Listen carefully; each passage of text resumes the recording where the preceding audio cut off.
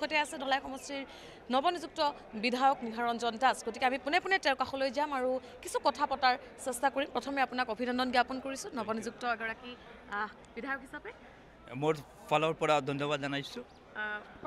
প্ৰথমটো প্ৰশ্ন যে যিহেতু ইতিমধ্যেই নিৰ্বাচন সমাপ্ত হ'ল বা আগন্তুক দিনৰ বাবে আপোনালোকে ইতিমধ্যেই কুচকাৱাজ আৰম্ভ কৰিছে, কিন্তু আপুনি যি সমষ্টিৰ পৰা আহিছে বা সেই সমষ্টিটোৰ উত্তৰসূৰী হিচাপে আপোনাৰ পৰিমল শুক্লবৈদ্য বহু পুৰণি জ্যেষ্ঠ বিজেপি নেতা আছিলে। তেওঁৰ উত্তৰসূৰী হিচাপে আপোনাৰ বাবে এয়া প্ৰত্যাহ্বান হ'ব পাৰে নেকি ক'ৰবাত নহয় ক'ৰবাত? মই ভাল কাম কৰিম, ভাল কাম কৰিলে প্ৰত্যাহ্বান নহ'ব। মই বিজেপিৰ আদৰ্শ মূৰত ৰাখি মই ভাল কাম কৰিম, ৰাইজৰ কাৰণে কাম কৰিম। ৰাইজৰ কাৰণে কাম কৰিলে প্ৰত্যাহ্বান নহ'ব। কি মূল মন্ত্ৰ আগত লৈ আপুনি ধলাইবাসীৰ বাবে আগন্তুক দিনত আগবাঢ়িব বিচাৰিব?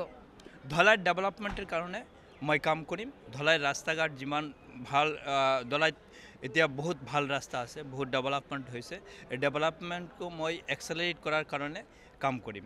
ইয়াত মোৰ মুখ্যমন্ত্ৰী ডাঙৰীয়া, মোৰ সাংসদ পৰিমল শুক্লবৈদ্য ডাঙৰীয়া, তেওঁলোকৰ পৰামৰ্শক্ৰমে মই ধলাইৰ ডেভেলপমেণ্টৰ কাৰণে কাম কৰিম। মোৰ এটাই লক্ষ্য আছিলে বিজেপিৰ আদৰ্শ মূৰত ৰাখি ৰাইজৰ সেৱা কৰা। মই কাম কৰিছোঁ, পাৰ্টিৰ কাম কৰিছোঁ। পাৰ্টীয়ে সময় আহিছে মোকো টিকেট দিছে। সময় কিন্তু কম, 1.5 বছৰৰ বাবে ইতিমধ্যে আপুনি নিযুক্ত হৈছে, নিৰ্বাচিত হৈছে। গতিকে এই 1.5 বছৰত কেনেকৈ ধৰণে আপুনি জনতাৰ মাজত সোমাব? কাৰণ এয়া উপনিৰ্বাচনৰ পিছত কিন্তু 2026ৰ নিৰ্বাচন ইতিমধ্যে সমাগত। গতিকে এই সময়খিনি ক'ৰবাত নহয় ক'ৰবাত অলপমান চেলেঞ্জিং হ'ব পাৰে নেকি আপোনাৰ বাবে? ৰাইজৰ লগত মোৰ আগতকৈ যোগাযোগ আছে। মই পাৰ্টিৰ কাম কৰি আছোঁ, ধলাইত বহুত দিন কাম কৰি আছোঁ।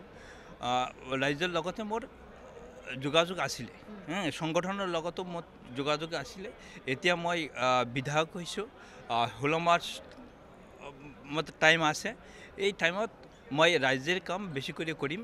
ৰাইজৰ কাম কৰিলে আমাৰ ভাল লাগিব, ধলাইৰ ডেভেলপমেণ্ট হ'ব। ধলাইৰ ডেভেলপমেণ্ট হ'লে ৰাইজৰ আশীৰ্বাদ পাম। ক'ৰবাত নহয় ক'ৰবাত যেতিয়া যিকোনো এজন ব্যক্তিৰ সদায় উচ্চাকাংক্ষা বাঢ়ি যায় মানুহৰ, নহয় জানো? ক'ৰবাত নহয় ক'ৰবাত বিধায়ক নাপাওঁতে ভাবিছিল হয়তো বিধায়কৰ এই স্থানটো ক'ৰবাত নহয় ক'ৰবাত মানুহৰ থাকে। কিন্তু এই মুহূৰ্তত যেতিয়া আপুনি বিধায়ক হিচাপে নিৰ্বাচিত হৈছে, দলে আপোনাক সেই সুবিধা দিছে, পৰৱৰ্তী সময়ত আপোনাৰ আকাংক্ষা আছে নেকি কিবা? এতিয়াও মোৰ এনেধৰণৰ কোনো আকাংক্ষা নাই। দল চিন্তা কৰিব। ইন ফিউচাৰত মই ভাল কাম কৰিলে দল চিন্তা কৰিব। দলৰ লগত থাকি কাম কৰিব? দলৰ লগত কাম কৰিব, দলৰ আদৰ্শ মূৰত ৰাখি মই কাম কৰিম। মোৰ এটাই লক্ষ্য ধলাইৰ ডেভেলপমেণ্ট। ধলাইৰ ডেভেলপমেণ্টৰ কাৰণে মই কাম কৰিম। আপোনাৰ মূল মন্ত্ৰ ধলাই ডেভেলপমেণ্ট মোৰ লক্ষ্য। ধন্যবাদ জনাইছোঁ। মোৰ সৈতে আছে ধলাই সমষ্টিৰ নৱনিযুক্ত বিধায়ক নিহাৰঞ্জন দাস। গতিকে আমি পোনে পোনে তেওঁৰ কাষলৈ যাম আৰু কিছু কথা পতাৰ চেষ্টা কৰিম। প্ৰথমে আপোনাক অভিনন্দন জ্ঞাপন কৰিছোঁ নৱনিযুক্ত এগৰাকী বিধায়ক হিচাপে। মোৰ ফালৰ পৰা ধন্যবাদ জনাইছোঁ। প্ৰথমটো প্ৰশ্ন যে যিহেতু ইতিমধ্যেই নিৰ্বাচন সমাপ্ত হ'ল বা আগন্তুক দিনৰ বাবে আপোনালোকে ইতিমধ্যেই কুচকাৱাজ আৰম্ভ কৰিছে, কিন্তু আপুনি যি সমষ্টিৰ পৰা আহিছে বা সেই সমষ্টিটোৰ উত্তৰসূৰী হিচাপে আপোনাৰ পৰিমল শুক্লবৈদ্য বহু পুৰণি জ্যেষ্ঠ বিজেপি নেতা আছিলে। তেওঁৰ উত্তৰসূৰী হিচাপে আপোনাৰ বাবে এয়া প্ৰত্যাহ্বান হ'ব পাৰে নেকি ক'ৰবাত নহয় ক'ৰবাত? মই ভাল কাম কৰিম, ভাল কাম কৰিলে প্ৰত্যাহ্বান নহ'ব। মই বিজেপিৰ আদৰ্শ মূৰত ৰাখি মই ভাল কাম কৰিম, ৰাইজৰ কাৰণে কাম কৰিম। ৰাইজৰ কাৰণে কাম কৰিলে প্ৰত্যাহ্বান নহ'ব। কি মূল মন্ত্ৰ আগত লৈ আপুনি ধলাইবাসীৰ বাবে আগন্তুক দিনত আগবাঢ়িব বিচাৰিব?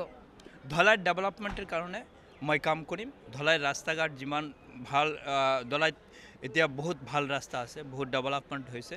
এই ডেভেলপমেণ্টটো মই এক্সেলাৰেট কৰাৰ কাৰণে কাম কৰিম। ইয়াত মোৰ মুখ্যমন্ত্ৰী ডাঙৰীয়া, মোৰ সাংসদ পৰিমল শুক্লবৈদ্য ডাঙৰীয়া, তেওঁলোকৰ পৰামৰ্শক্ৰমে মই ধলাইৰ ডেভেলপমেণ্টৰ কাৰণে কাম কৰিম। মোৰ এটাই লক্ষ্য আছিলে বিজেপিৰ আদৰ্শ মূৰত ৰাখি ৰাইজৰ সেৱা কৰা। মই কাম কৰিছোঁ, পাৰ্টিৰ কাম কৰিছোঁ। পাৰ্টীয়ে সময় আহিছে মোকো টিকেট দিছে। সময় কিন্তু কম, 1.5 বছৰৰ বাবে ইতিমধ্যে আপুনি নিযুক্ত হৈছে, নিৰ্বাচিত হৈছে। গতিকে এই 1.5 বছৰত কেনেকৈ ধৰণে আপুনি জনতাৰ মাজত সোমাব? কাৰণ এয়া উপনিৰ্বাচনৰ পিছত কিন্তু 2026ৰ নিৰ্বাচন ইতিমধ্যে সমাগত। গতিকে এই সময়খিনি ক'ৰবাত নহয় ক'ৰবাত অলপমান চেলেঞ্জিং হ'ব পাৰে নেকি আপোনাৰ বাবে? ৰাইজৰ লগত মোৰ আগতকৈ যোগাযোগ আছে।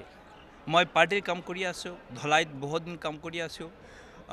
ৰাইজৰ লগতে মোৰ যোগাযোগ আছিলে, সংগঠনৰ লগতো মোৰ যোগাযোগ আছিলে এতিয়া মই বিধায়ক হৈছোঁ 16 মাৰ্চ মতে টাইম আছে এই টাইমত মই ৰাইজৰ কাম বেছি কৰি কৰিম ৰাইজৰ কাম কৰিলে আমাৰ ভাল লাগিব দলৰ ডেভেলপমেণ্ট হ'ব দলৰ ডেভেলপমেণ্ট হ'লে ৰাইজৰ আশীৰ্বাদ পাম ক'ৰবাত নহয় ক'ৰবাত যেতিয়া যিকোনো এজন ব্যক্তিৰ সদায় উচ্চাকাংক্ষা বাঢ়ি যায় মানুহৰ নহয় জানো ক'ৰবাত নহয় ক'ৰবাত বিধায়ক নাপাওঁতে ভাবিছিল হয়তো বিধায়কৰ এই স্থানটো ক'ৰবাত নহয় ক'ৰবাত মানুহৰ থাকে কিন্তু এই মুহূৰ্তত যেতিয়া আপুনি বিধায়ক হিচাপে নিৰ্বাচিত হৈছে দলে আপোনাক সেই সুবিধা দিছে পৰৱৰ্তী সময়ত আপোনাৰ আকাংক্ষা আছে নেকি কিবা এতিয়াও মোৰ এনেধৰণৰ কোনো আকাংক্ষা নাই দল চিন্তা কৰিব ইন ফিউচাৰত মই ভাল কাম কৰিলে দল চিন্তা কৰিব দলৰ লগত থাকি কাম কৰিব দলৰ লগত কাম কৰিব দলৰ আদৰ্শ মূৰত ৰাখি মই কাম কৰিম মোৰ এটাই লক্ষ্য ধলাইৰ ডেভেলপমেণ্টৰ কাৰণে মই কাম কৰিম আপোনাৰ মূল মন্ত্ৰ ধলাই ডেভেলপমেণ্ট